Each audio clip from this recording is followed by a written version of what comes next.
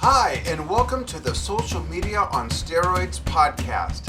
I'm Dan Schinder, and I created the Social Media on Steroids brand of education, training, consulting, and services to help others learn from my experience of achieving extraordinary results with content marketing on social. I attracted a following of over 1 million people and reach millions more online each month, 100% organically. In this series, I share the strategies that helped me cross all the milestones it took to get there and that we still use. And please, before we dive in, take down my email address in case you have questions. I answer all questions and I take suggestions for topics to be covered in this series. You can reach me directly at dan@advancedsocialmarketing.com. And of course, the website is the same URL. Follow the blog there and the Advanced Social Marketing YouTube channel. Okay, let's jump in. Okay, so welcome to episode 7. Lucky 7. Actually, all my episodes are, well, not lucky, because what's the definition of luck? It's preparedness meets opportunity. So if you learn what I teach and if you apply what I teach, I guarantee you will begin getting better results no matter where you are in your social media marketing or content marketing journey, even if you have a degree in marketing. So, episode 7, advertising and promoting are not marketing. Advertising and promoting is not marketing or are not. It's not marketing. They're not the same thing. And by the way, be sure to check out more episodes if you have missed any by searching Dan Schinder on Eliances.com or your favorite podcast platform. This is on about 40 plus podcast platforms, so you can easily find it and subscribe on your favorite platform. Okay, so advertising and promoting, neither are marketing. Okay, it's different. So the advertising and promoting tells people what you have to offer. The marketing is what gives them a reason to act on that. The marketing is what gives them a reason to respond to the promoting and or the advertising. I'll never forget the first time I heard this was 2013 in the first year of Drum Talk TV, and I was already teaching social media on steroids. And my friend Lori Shube pointed out how similar one of the slides in part of my talks was related to this when I talked about if all a TV station did was play 5 minutes of your favorite show, then 25 minutes of commercials, then 5 minutes of your favorite show. Like, welcome to our channel. All we want to do is advertise to you. Or imagine a radio station doing that. She says, yeah, exactly, because advertising and promoting is not marketing. Marketing is what gives people a reason to follow you and or your brand. Maybe you are the brand. Maybe you work for a brand. That's why I say it that way. So let's rewind about 45 years. When I was actually a little longer than that, but we won't get into dating me too much. When I was about 12, I think, my mother was always really into gardening. And I was into gardening. I still am. It's actually what keeps me off the news, okay? And I was also into photography. And across the street and down 3 houses from where we lived was an older couple. They were probably the age I am now. No, actually, they really were old. They were like in their They were in their, I think maybe early 80s. And I was like 12, so imagine. They're like a century and a half older than me at the time. And the woman was always outside in the front gardening. So my mother would go down and talk to her. And this is all about where social media started. So bear with me. It's all about marketing versus advertising and promoting. It's relevant, so hang in there. There is a moral to this story. The story. Think about that word for a moment. The story. Tuck that away for a moment. So my mother would go down and talk to the woman. I don't remember her name. Let's say it's Ethel. My mother, Elaine, would go talk to Ethel, give her iris bulbs, and Ethel would give her a rosebush bulb. You know, they would exchange things and just talk about gardening. And one day, my mom mentioned that I'm into photography at the time. And so Ethel asked, would Danny like to, I was Danny back then, would Danny like to come see a slideshow of our recent vacation? And they went to Vermont or something. I don't even remember. But over time, I saw many of these slideshows, and they'd invite me over, and I was a little uncomfortable. I didn't really know them, and they're a century and a half older than me. But they sat me down and made some popcorn and turned off the lights and turned on the old-fashioned slide projector. And of course, inevitably, there was a slide upside down here and there that the gentleman had to fix. Earl, let's call him Earl. Earl and Ethel. And these slideshows were of their vacations. And as they clicked through the slides, they would tell me about each photo. What was going on? Where was it? What was the photo of? Why did they take the photo? Why did it mean so much to them? What was that special moment all about? Well, think back to the beginning, or as far as you know, as far back as you can, to the beginning of social media. In fact, let's take Facebook. Facebook's tagline was, Facebook, a place to share photos with your friends.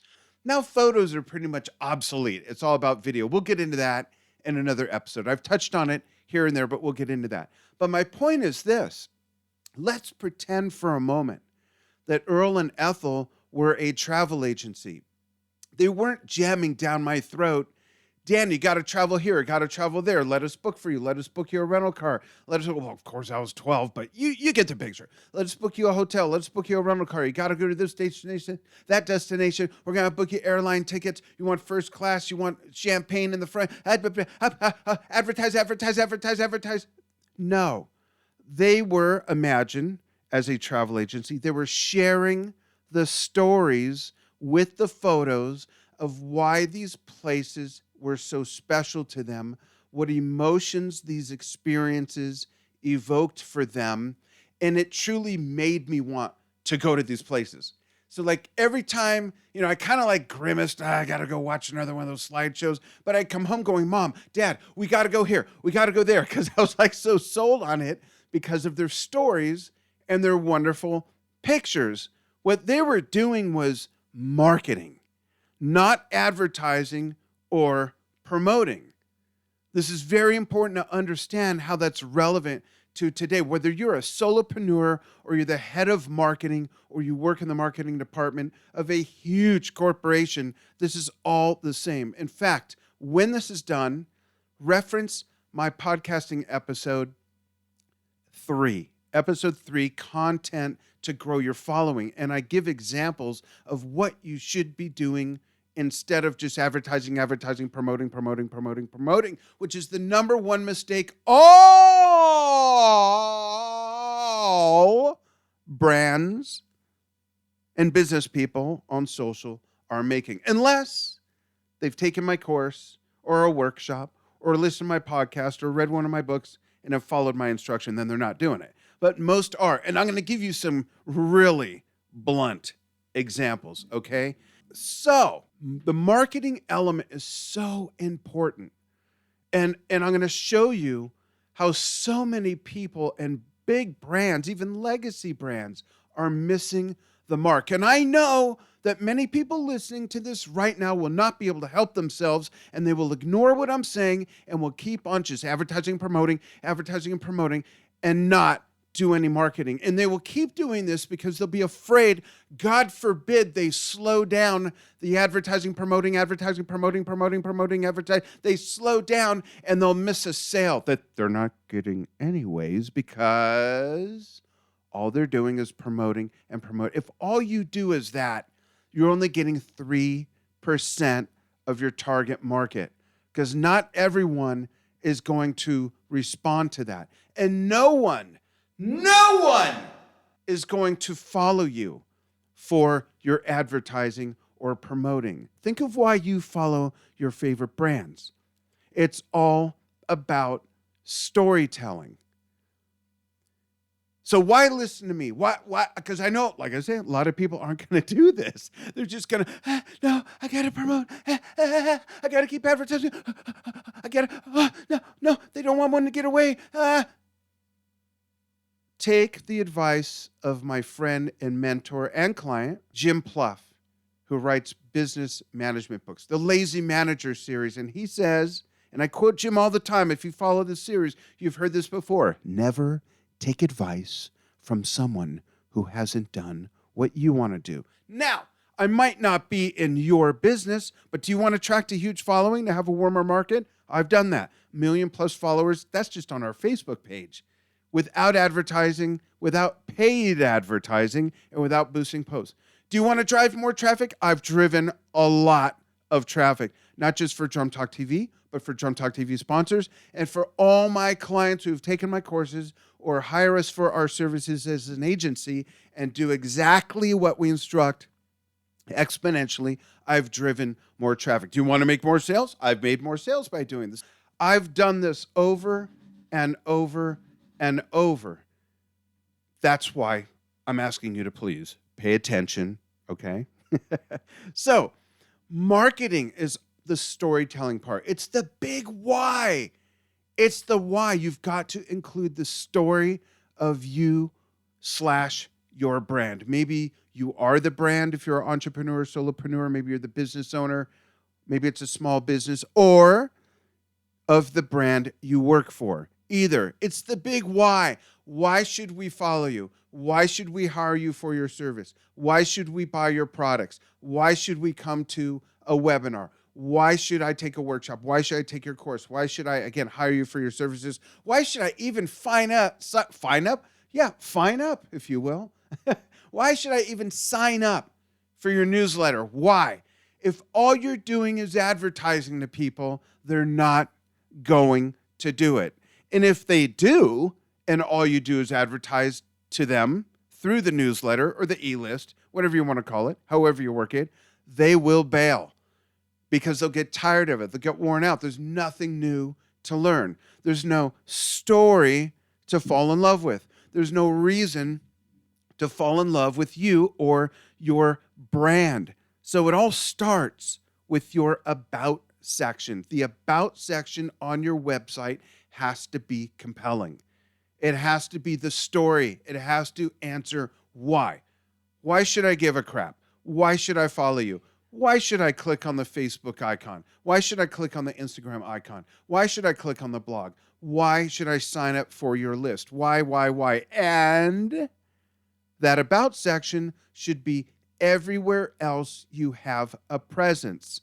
So that about section on your website should be the same on your Facebook page, on your LinkedIn, on your YouTube channel, on your Instagram, your TikTok, your Snapchat, knick-knack, paddywhack, wherever you have a presence, character count permitting, it should all be the same or as close to it as possible with that boundary. Does that make sense? That's the core of your story. So when I talk about successful content marketing, successful social media marketing is all about storytelling, I don't mean that every post is a long story where they need to get that neck rest that they wear when they fall asleep on the airplane or where you're listening to your significant other's day. It's kind of a joke between my wife and I. But seriously, you want it to be compelling but short. It doesn't have to be a long story. It means that every post, no matter what channel, every post is part of the story of your brand to give them a reason to trust you, to like you, to fall in love with you. You could be the best at what you do. You could have the best Godfather offer, as Subi Sabri says, the best Godfather offer for what you do in your industry, your niche, at the best price, best. None of that matters if you don't have a captivated audience following you to see that. That's why all this other content, which is the marketing component, the foundation, the undercurrent that is constantly flowing, needs to be in their face, not the promoting and advertising. Why follow a brand if all they're going to do is advertise to you or promote the new thing or the latest discount or something you've seen over and over? Why? You need to give people a reason to like your brand, to trust your brand. You need to create brand love. All this so they will follow your brand because, again, they won't just follow you because of the advertising and promoting. I know I'm being redundant here. It's for a reason. It's so that less of you actually don't ignore this and just, do the opposite of what I'm saying because it feels safe. But you need a captivated audience to follow you so that they see the advertising and promoting, and it's the marketing that will give them a reason to respond to that. Think of a restaurant. You don't go to a restaurant just because it's there. It's the marketing, what people are saying, why they're saying, what's different, what is it about their chef, about the food, about the ambiance, about all those things. And they do that not just, if they're doing it right, not just with advertising and promoting. Now, sometimes the marketing is built into some of that, but don't rely on that, because if you do, it's going to be a crutch and you'll fall off the crutch. People stop following you because it'll slowly morph back into just promoting and advertising. I hope that makes sense. Hope that makes sense. So you need all that for them to see the advertising and promoting, let alone care enough to pay attention to it, let alone act on it, let alone even just sign up for your e-list. And therein lies the difference between an owned audience and an earned audience. You need people to sign up for your e-list, and not just to market to them. I'll get to that in a moment. You need people to sign up for your list because that's your owned audience. There are no algorithms to dance around.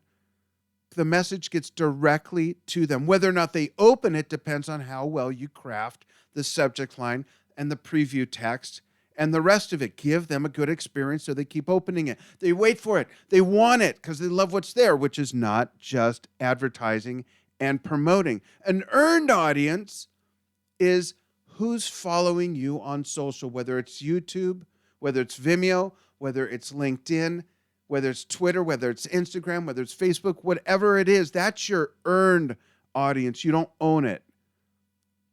Your e-list is your owned audience, and you need to grow that, and you're not going to grow it with just advertising and promoting. I feel like I need to slow down and cool off a little. I feel a little bit wound up. I drove about 7 hours today. My wife and I came back from vacation today. We were in San Diego. Drove. We talked, we sang, we talked, sang. And so my voice is a little, So if I sound angry, I'm not, but I am trying to be firm in making a point so that you get the message and you follow my instruction and get better results. It's time to sit at the grown-ups table. Here's a start. Ready? Pick your top 5 brands in any industry, such as, let's say, food, clothing, automobiles, recreation, sports, science, travel, whatever it is. Pick your top 5, write them down. Take a moment, write them down. Pause me, get something, write them down. And we're back. Hopefully you paused me, you wrote them down, or typed them out on a notepad or something on your computer, okay? And see how, when we're done, or pause me, go to their Facebook pages, go to their Instagram, go to their LinkedIn, look at how they're missing this mark. Look at how much of their content is just advertising and promoting. Now, I usually don't call out brands, but I've got to give you a hard-nosed, blunt example. You can go to this brand's Facebook page after this podcast episode. Let me walk you through some stuff. This is important. I don't want this to happen to you. And Levi's, I give it away. Levi's is probably paying, I'm going to guess, probably upwards of $40,000 a month for at least 3 or 4, maybe 6 different agencies to handle different aspects of their marketing, promoting, advertising, social media, and content and all that, okay? And they're getting it wrong. They're throwing money away, and I'm going to prove it right now.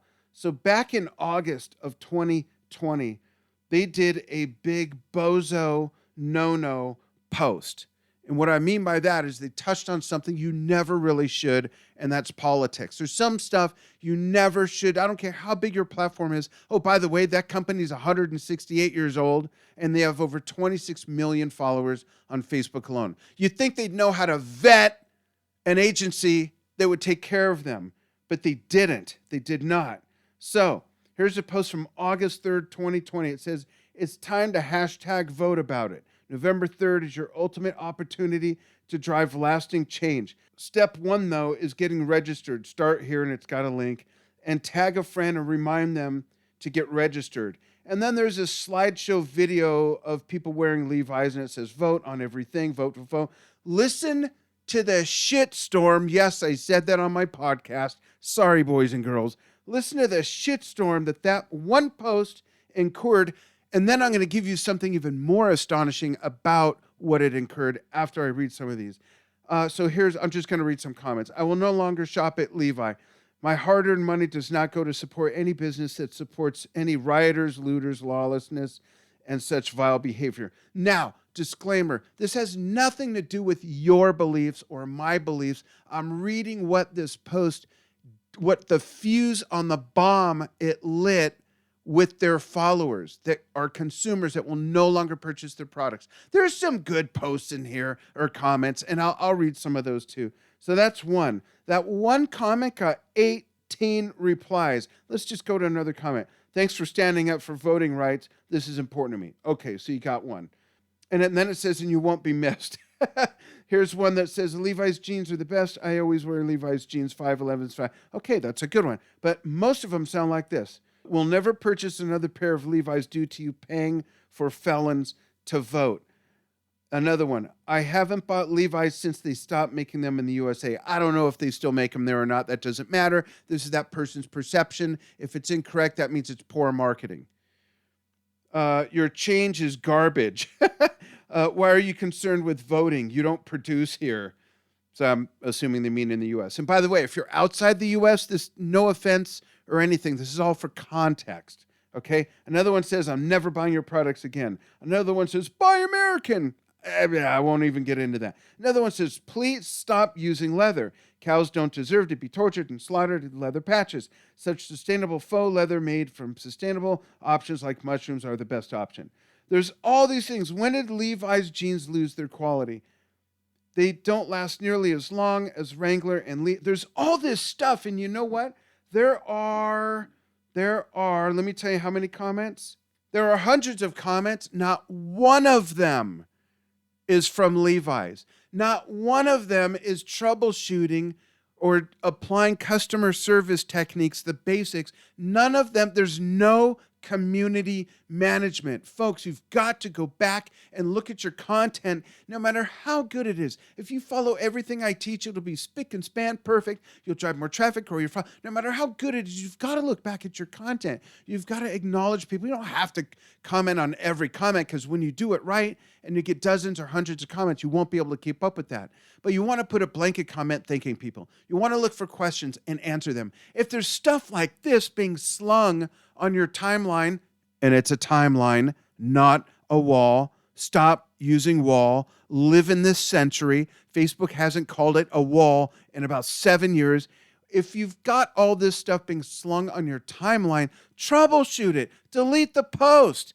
You goofed. It's okay. But there's not one voice from Levi's, and it would be their agency or someone from Levi's as Levi's, apologizing or saying that's not what we meant. Sorry you feel that way. Yes, they are made in the U.S. F you, we don't care about the cows. There's nothing there. You can't do that. Let me go to another Levi's post. And by the way, little side note, legacy brand like that, 168 years old. They've got, like I say, umpteen agencies working for them, doing the social media probably. They don't even have a description for the cover image. You've got to put your about section. Now, maybe you don't know that, and that's okay. You might not be a legacy brand, and that's okay. You're learning from me. I commend you. You're here to learn, and that's great. We've always got to be learning. I'm still learning. I follow people. You've got to put your about section, not just in the about section, but in the cover image and the profile image. Kidding me? Are you kidding me? Levi's couldn't even hire an agency that knew to do that. Here's one with 186 comments, and it says, we're committing to change today. Oh my God, this is just laced with all kinds of horrible comments. Like not exploiting cheap labor in poor Asian and Central American countries, bringing good paying jobs back to the Americas in underserved demographics is bring people up with, I mean, it's laced with, I hope Wrangler won't do the same. Stay out of politics. It will only hurt your brand, hurt your bottom line, no pun intended. Like Levi's doesn't know not to do that? Okay, I've beat this horse enough. Poor horse. I don't want to beat horses or anybody or any animals or any brands up, but Levi's did this to themselves. It's just an example. So when we're done, look up your 5 favorite brands and look at how much are they only advertising to you or promoting to you versus how much fun stuff, nostalgia that's related. Listen to episode 3 and it'll connect these dots. How much other stuff related to you and the brand and their products and services are they posting? And how does it make you feel? How does it lay down on the couch? How does it make you feel that all they're doing is promoting to you and advertising to you and jamming down your throat what they think you should know, and that's it. So market, market, market. People fall in love with your brand story, with a brand story, not with your advertising or their advertising or promoting. The caveat is, again, if you've got amazing commercials, like I remember when the Super Bowl commercials, halftime commercials were cool. Yeah, that might give you a reason to follow them. But if all they're going to do at the destination on the E-list or the social media is just advertising and promoting, they're not going to follow. They're going to bail. So I hope this made sense. Please listen to episode 3. Go to Eliances.com/category/_Dan Schinder, and you'll see my series. Go to advancedsocialmarketing.com. Click on podcasts. You'll see my whole series. Look me up on your favorite platform. You'll see the whole series. Want to learn more? Apply what I teach and begin getting better results immediately. I guarantee it. Much more to be covered in future episodes. If you need a service provider who knows what really works, if you just have questions, reach out. Okay, I have one last thing. Ready? Music, please! So remember, if you're serious about what you do, get serious about how you market it.